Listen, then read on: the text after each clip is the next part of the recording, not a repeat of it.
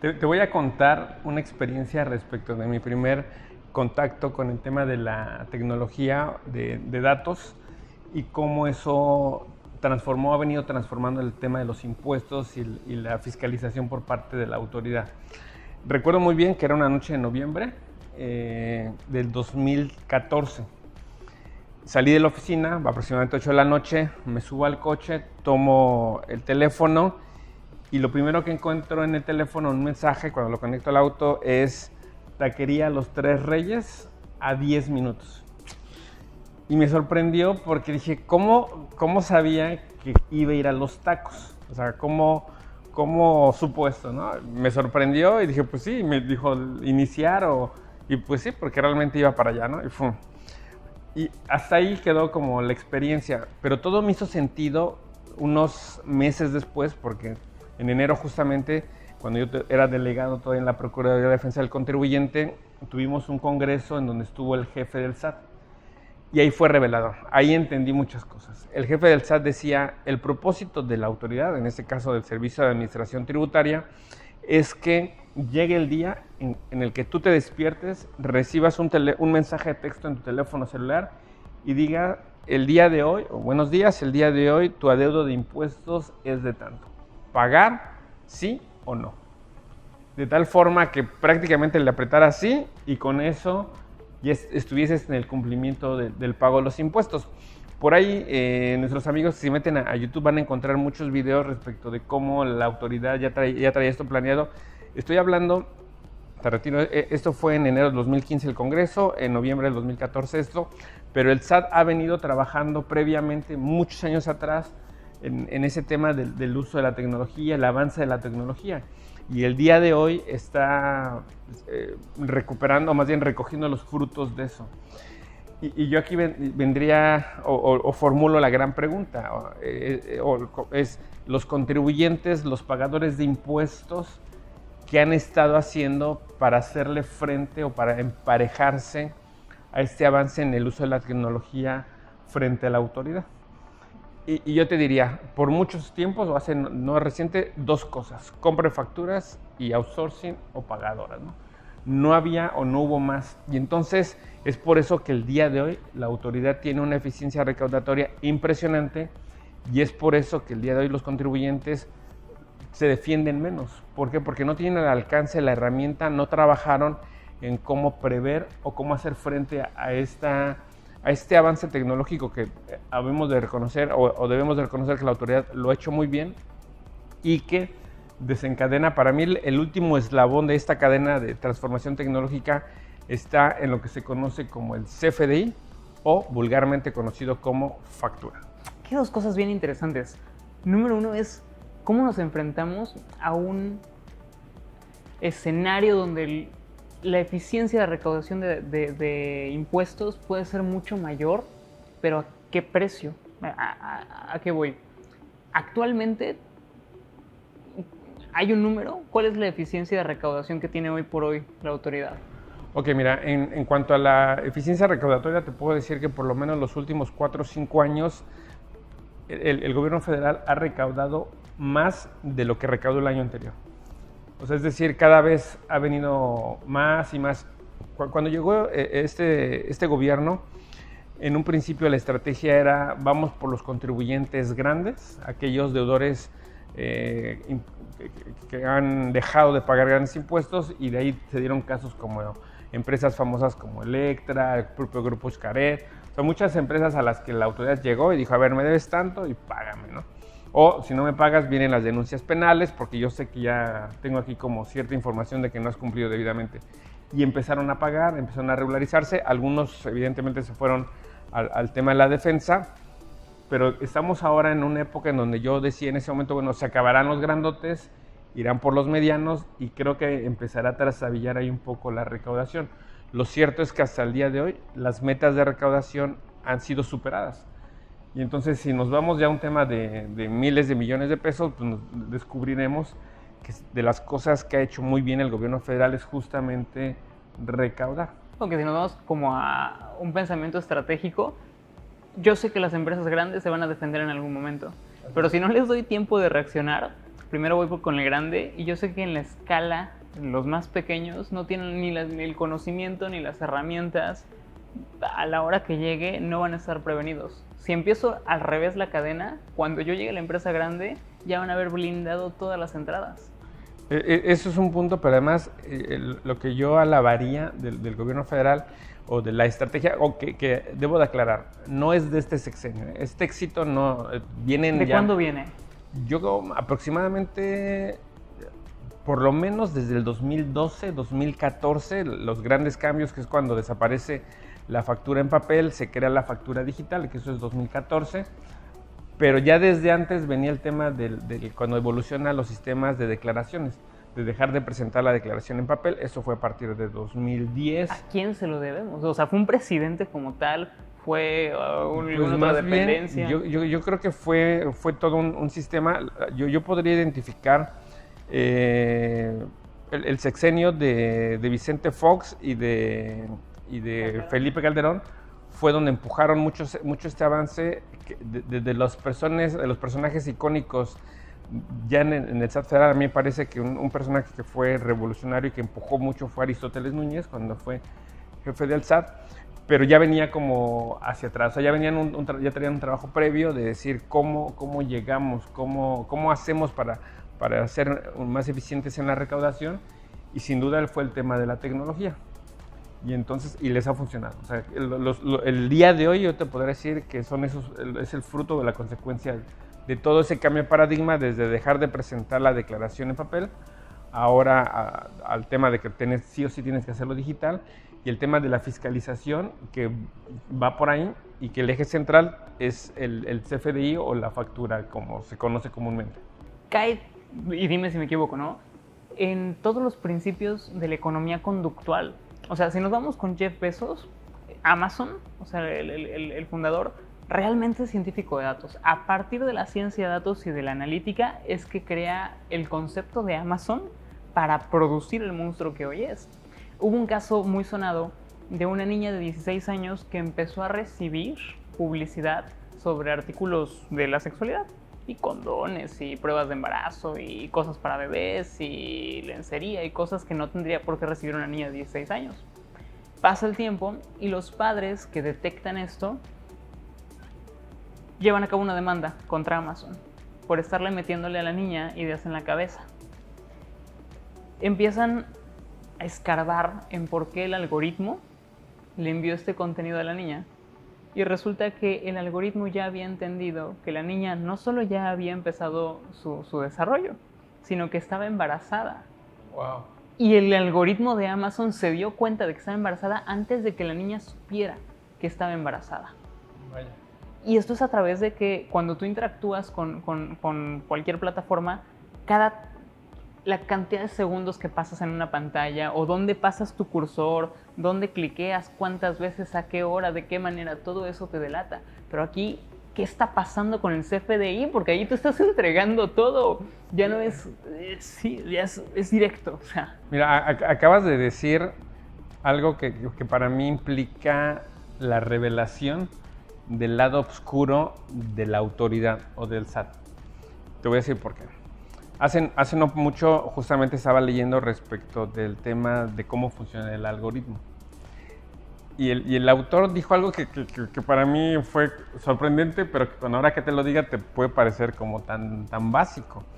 Decía, ¿quieres saber cuáles son tus pasiones? O sea, ¿quieres conocer cuáles son tus habilidades y qué es lo que te gusta? Revisa el algoritmo que tienes en tu TikTok. Cuando leí eso dije, a ver, espérame, ¿cómo está eso? Y entonces él sigue describiendo, dice, los videos que en automático te está enviando están relacionados con eso. Dice, si tú empiezas a recibir videos sobre fútbol, es porque tu pasión es el fútbol. Si empiezas a recibir videos de chicas bailando, pues es porque tu pasión está con las chicas que bailan, ¿no? Si recibes... Y entonces dije, oye, espérame, tiene cierta lógica. Evidentemente, luego acudía a mi TikTok a ver qué pasaba. ¿Has visto el TikTok de China? No. Resulta que el algoritmo que se usa en Occidente y en Oriente pero paralelamente, o sea, más bien polarmente diferente. Mientras que en los de China, todo el algoritmo está pensado para infundir en la población pensamientos de productividad, de crecimiento, desarrollo. Los videos que encuentran allá son niños, chavitos que tienen súper talentos, que la están rompiendo en el mundo. Aquí es otra historia. Aquí es hipersexualización, aquí son videos muy banales, una tensión efímera. Hablas del poder oscuro del algoritmo, ¿no? Pero bueno, todavía no he llegado a ese, te voy a decir por qué. Porque ahora estamos revelando o se está viendo, como haciendo evidente el algoritmo, es decir, cómo funciona, medio lo entendemos. Yo cuando este autor decía eso y lo revisé, dije, no, puede ser que no esté. Ahora empiezo a entender por qué me llega. Yo estoy aprendiendo inglés y entonces de repente me llegan muchas gente que está conversando en inglés o entrevistas en inglés y dije, bueno, por lo menos creo que no estoy tan mal, ¿no? Pero viene la parte digo, eso es evidente, por eso digo, la parte oscura, ¿qué es lo que está pasando? ¿Por qué me refiero que es la parte oscura? Porque el SAT está recibiendo todos los días, en este momento ha recibido miles de datos de información a través del CFDI, pero hasta el día de hoy no sabemos con claridad cómo está usando esos datos. ¿Qué es el CFDI? O sea, de entrada, con peras y manzanas. Ahí va un tema importante y que además es fundamental. Todos en el común de la gente escuchamos el tema de la factura. La factura era el documento en donde se describía el bien que se compraba. En algún momento la factura tuvo tal trascendencia que era el documento con el cual podías acreditar la propiedad de ciertos bienes. Es decir, todavía al día de hoy mucha gente cuando vende un auto está esperando o tiene la idea de endosar la factura. Comúnmente se dice ahí, dicen, necesito el endoso de la factura, ¿no? ¿Por qué? Pues porque en la factura como tal se prevé como que era el documento para acreditar que soy dueño de algo. Por ahí del 2014 se hace esta revolución y se crea la emisión del comprobante fiscal por internet o comprobante fiscal digital por internet. Ha pasado por varios pasos hasta que evoluciona en lo que se conoce ahora, ¿no? Que yo más bien diría, si quieres saber qué es un CFDI, yo jurídicamente te diría es una confesión fiscal sobre tus ingresos, así casi. ¿Por qué? Porque cuando emites un CFDI, cuando emites un CFDI proporcionas información. Me regreso un poquito. ¿Qué es el CFDI? El CFDI es lo que sustituyó a la factura. La autoridad dijo, ya no vas a emitir un documento en papel, sino ahora vas a emitir un documento electrónico o digital, un archivo. Y en este archivo o en este escrito digital, ¿qué es lo que se contiene o qué es lo que hay? Es información. Y que es lo que se conoce técnicamente como el XML, que es una serie de... O sea, si tú lo transformas en papel son signos, números, o sea, es ilegible. Y después, a través de un proceso tecnológico, lo que se hace es, a través de un PDF, puedes ver o leer el contenido de este archivo XML. Y entonces tenemos dos elementos, el XML, que es este archivo de datos, frente a la representación gráfica de un PDF, que es lo que la gente conoce como factura. Y digo así porque en estricto sentido no hay factura. De hecho, yo te diría que el día de hoy, desde ya muchos años atrás, la factura no existe como tal, pero sí se quedó en el ideario común de la gente decir, emíteme la factura. Lo correcto que tendríamos que decir es, emíteme el CFDI o el comprobante fiscal digital por internet, que es el nombre técnico, ¿no? Pero yo más bien digo que es una confesión. ¿Por qué? Porque para emitir este CFDI o este archivo tecnológico, ¿qué necesitas? Uno, necesitas tener firma electrónica avanzada. Recordemos que para obtener la firma electrónica, o la FIEL o la e-firma, son nombres con los que la gente lo conoce, necesitas ir al SAT, necesitas que te lean tus datos biométricos, huellas digitales, fotografía de la cara, fotografía del iris, y entonces con estos elementos se te expide esta firma digital o electrónica. ¿Y esto qué significa? Que lo que hagas o utilices autorices con esta firma es como si tú lo hicieras. Es la sustitución de la firma autógrafa. O sea que de alguna manera es una contraseña. De hecho. Okay. De hecho, si yo pierdo mi contraseña... Es que voy un poquito para atrás. Porque la firma electrónica se compone de dos archivos. Uno que se le llaman SER, que es .SER, que es un certificado que provee un certificado de autenticidad, y el archivo .key, que es justamente la llave, ¿no? Pero para poder acceder a eso, sí necesitas una contraseña, que es la que tú creas cuando vas al servicio de administración tributaria, te toman estos datos biométricos, te piden que generes esta contraseña y entonces ya tienes acceso, se quedan estos archivos y ya tienes tu firma electrónica. Pero ese es un solo elemento para poder emitir los CFDIs o las facturas. Necesitas también unos archivos que se conocen, o sea, que sean necesarios para poder timbrar o para poder emitir unos certificados. Se llaman certificados. Entonces necesitas estos dos elementos tecnológicos. El CER y el key. No, esos integran la firma electrónica. Okay. Aparte, necesitas que la autoridad te permita usar unos certificados para emitir los CFDIs. Sin estos, tienes la FIEL, pero si no tienes estos certificados, no puedes emitirlo. Los certifico yo que soy tributario y los certificas tú que eres la autoridad tributaria. Okay. Es cómo funciona. Cuando cualquiera de nuestros amigos va a comprar algo, lo que quieran, pensemos un pastel de 3 leches de fresas que a mí me encantan, y pide la factura, ¿qué hace?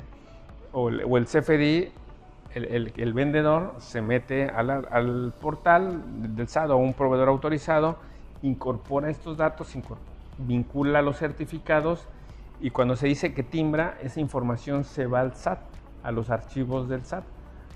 Ahí se almacena la información, entonces aquí el vendedor le llega esa información, se emite el CFDI y una vez que se emite llega al comprador, ¿no? Y esto que ha hecho, pues que toda esa información quede aquí en los archivos de la autoridad. Por eso es absurdo, es abusivo y es ilegal que el SAT te pida que le lleves en una revisión las facturas o los CFDIs. ¿Por qué? Porque ya los tiene. Ya los confesamos. Así es. Y la propia ley establece que nosotros como contribuyentes no estamos obligados a proporcionarle información que ya tiene la autoridad. Hace poquito tuvimos una auditoría donde al contribuyente le pidieron imprimir todos sus CFDIs o sus comprobantes, las representaciones gráficas de todo un ejercicio para que la autoridad los pudiese revisar. Eso es ilegal, eso es indebido. ¿Por qué? Porque ya los tiene la autoridad. Y aquí viene, dentro de todo ese tema, es los problemas que tiene la autoridad para poder procesar esa información que tiene. Y eso es parte del lado oscuro de esta generación de datos, porque la información ya la tiene. El problema es, 1, no tiene el personal suficiente para poder gestionarlos. 2, me parece que no tiene tampoco la capacidad o la preparación suficiente de infraestructura tecnológica. Claro, y inclusive yo puedo abrir un archivo y puedo tener muchas columnas o un Excel con muchos números, pero si yo no estoy capacitado para entender qué significan esos números, pero además no estoy apto con la capacidad de un razonamiento lógico crítico de lo que me dicen esos datos, puedo no tener nada. Puedo tener enfrente la solución de la pobreza en México, pero al mismo tiempo puedo no tener nada. No puedo tener nada. Sin conocimientos. Y te voy a dar una anécdota que ahorita estoy recordando. Un día estábamos en una mesa de trabajo en donde estaban contadores. Recuerden que yo soy abogado experto en defensa fiscal, y estábamos analizando ciertas diferencias. Entonces la autoridad argumentaba y decía que eran incorrectas, que ella no tenía la información que coincidía con los números que nosotros llevábamos. La contadora de nuestro equipo abrió su laptop. Lo que yo pude ver de verdad fue una tabla de Excel, y lo único que tenía fueron números, eran números. Se la voltea y le dice nuestra contadora a la de la autoridad, a la auditora, dice: mire, aquí está el papel de trabajo, revíselo y verá que coincide. De verdad, no tardó ni 3 minutos y la auditora de la autoridad dijo: tiene razón, ya entendí cómo quedó el registro. Eso fue todo. Yo solamente pude ver números, de verdad, no había más que números, columnas, allí tal vez los títulos de las columnas y números. Y al final un resultado que al final sí coincidió, y con eso pudimos lograr que nuestro cliente le redujeran una cantidad importante de impuestos. Pero es esta parte que te digo, de nada sirve tener la información, que es lo que hace la autoridad cuando recibe los CFDIs, si no tiene el personal, el equipo suficiente que puede dar eso. Bueno, yo es lo que estoy interpretando, en el sentido de, por eso te digo, es la parte oscura. No dudo que para ciertas áreas muy concretas, muy específicas, sí tengan al personal. Luego, cuando algún cliente me dice, oye, pero ¿por qué si el año pasado me revisaron, hoy por qué tengo otra auditoría? No dudaría que por ahí está un poco el truco, ¿no? O que los algoritmos o que los programas de la autoridad ya estén siendo preparados o diseñados para que de manera automática estén leyendo esta información y estén proveyendo como datos específicos sobre riesgos, sobre abusos o sobre posibles clientes a los que hay que ir y revisar para efectos del cobro de impuestos, ¿no? Entonces, me regreso, esto está muy largo, pero además no quiero perderme. Me regreso un poquito en el sentido, retomando la pregunta, ¿qué es el CFDI? Ya dijimos que es lo que antes era la factura, ahora es un archivo tecnológico, necesito tener FIEL, necesito tener estos certificados para poder emitirlos. Ahora, aquí viene la parte importante. Cuando yo emito el CFDI, lo que estoy haciendo es brindar información a la autoridad de la operación. Básicamente, ¿qué digo? Nombre de la persona que lo vendió, su domicilio, y para efectos legales el domicilio fiscal es importante porque hay diferentes domicilios. Domicilio legal, domicilio fiscal. Entonces ahí va el domicilio fiscal, el código postal para la ubicación, la actividad a la que me dedico. Es decir, en este caso, pues si soy pastelería, pues que me dedico a la venta de pasteles. El día, la fecha, la hora, el importe de la operación, el importe de los impuestos. Y entonces, en apariencia, dices, bueno, pues son los datos de la operación, sí. Pero cuando empiezas a vincular esta operación con el vendedor, en ese caso, perdón, con el comprador, y resulta ser que el comprador paga siempre con tarjeta de crédito, de ahí se empieza a vincular. Y entonces podemos sacar datos como decir, a ver, estoy descubriendo que Juanito Pérez, que es un asalariado, que según el timbre, o ahorita te explico el timbrado de los recibos de nómina, gana 3,000 pesos, compra cada tercer día un pastel de 500 pesos, luego no hay sentido. O sea, de esa manera como muy básica, ¿no? Okay. Con una operación que se pueda. O sea, sí puede haber gente que... Y entonces ahí, rápidamente, pues el comprador, ¿qué va a decir la autoridad? Pues el comprador me está mintiendo, no solamente es asalariado, o sea, no solamente recibe una nómina, sino que tiene otro negocio, tiene otra fuente de ingresos que le permite comprar pastel. Y si compra un pastel de 500 pesos, pues seguramente se gastará una cantidad similar o mayor en el cine, o seguramente se está gastando una cantidad similar en ropa, y entonces es ahí donde se puede dar un tema que se conoce como discrepancia fiscal, o se puede generar el tema de discrepancia fiscal. Entonces, de ahí la relevancia justamente del CFDI. La autoridad ahora tiene o está basando la revisión o la auditoría básicamente en este documento. Entonces es como el tema de proveeduría de información y de todo lo que le está llegando a la autoridad. Y entonces a partir de esto decimos que la autoridad es muy probable, si tuviésemos el algoritmo y fuera visible como el de TikTok o el de Instagram, pues a lo mejor nos daríamos cuenta cuál es nuestro comportamiento, no solamente a nivel de impuestos, sino a nivel financiero, inclusive a nivel de salud. O sea, en el ejemplo que estoy diciendo, el gobierno federal creo que sí tendría la habilidad o la posibilidad de detectar quién está en riesgo de convertirse en diabético, quién es una población vulnerable en ese tema, ¿no? O en qué zonas se está dando el consumo de ciertos artículos que pueden ser costosos, ¿no? Y a un nivel, yo creo que más espeluznante, pues entonces por aquí vamos a empezar a grabar, por ejemplo, el consumo de los pasteles de fresa con leche o de 3 leches de fresa, porque aquí tenemos un alto consumo y porque eso nos va a costar en un futuro la atención, y entonces hay que grabar digo, si el gobierno federal tuviese una inteligencia buena o positiva, ¿no? Pero lo cierto es que el día de hoy no sabemos cómo están ocupando esos datos, no sabemos qué utilidad le están dando, y que como tú lo sabes y que además tú eres experto en eso, pues los datos pueden ser para bien o para mal, ¿no?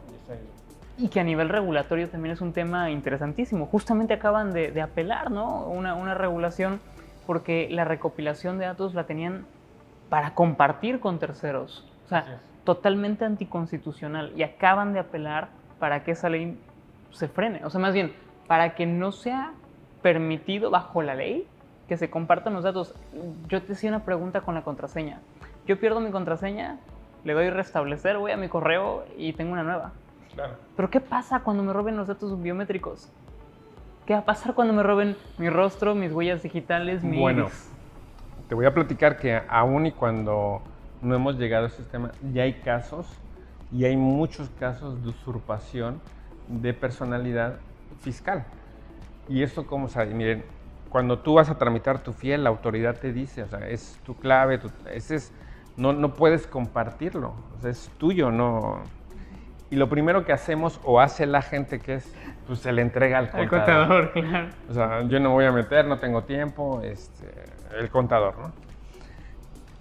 Caso real, contador que tenía muchos clientes que le proveyeron su fiel, y estos certificados, con la fiel te tramitas los certificados de facturación, y dos casos. Uno, se puso a facturar, prácticamente se convirtió en vendedor de facturas con todos sus clientes que tenía alrededor. Entonces yo tengo un cliente que se dedica a la medicina, tengo un cliente que se dedica a la carpintería, tengo un cliente que se dedica a, no sé, a las diferentes áreas del comercio, y entonces el contador se puso a vender facturas. Y entonces, oye, es que el contador, pero además lo más absurdo, pues es que entre sus clientes se rolaba las facturas, ¿no? O sea, oye, su cliente que era el médico decía, oye, pues es que estoy pagando muchos impuestos, ¿cómo le hacemos? No se preocupe, le voy a conseguir una factura de una empresa como si le hubiese vendido muebles de madera para su consultorio. Y entonces agarraba y le expedía la factura, ¿no? Como era el contador, él tenía el control. Aquí algo que es muy importante, bueno, es que hay muchas cosas importantes, pero el riesgo o dónde estaba, pues en que estas empresas no conciliaban con el contador estados de cuenta bancario con contabilidad. Y entonces, ¿qué pasaba? Pues que el contador tenía la mesa puesta. Entonces, él se ponía a distribuir facturas, cobraba las comisiones y nadie se daba cuenta, ¿no? Eso fue un caso. El segundo caso fue en materia de solicitudes de devoluciones. Lo mismo, presentó las declaraciones, habían saldos a favor y tuvo la habilidad de poner su cuenta bancaria. Entonces, cuando las devoluciones venían, a él, le caían a él, sobre todo las más voluminosas. Y a sus clientes que les decían, ¿qué cree? Que le negaron la devolución o simplemente no le decían. Como los clientes muchas veces no saben o no conocen que tienen derecho a esta devolución, pasaban de noche con el uso de la firma electrónica, ¿no? Entonces, que eso es el tema de la usurpación. Imagínate, o sea, si ya estamos a este nivel, ¿qué pasaría justamente si en algún momento llegase a darse esa pérdida de los datos biométricos?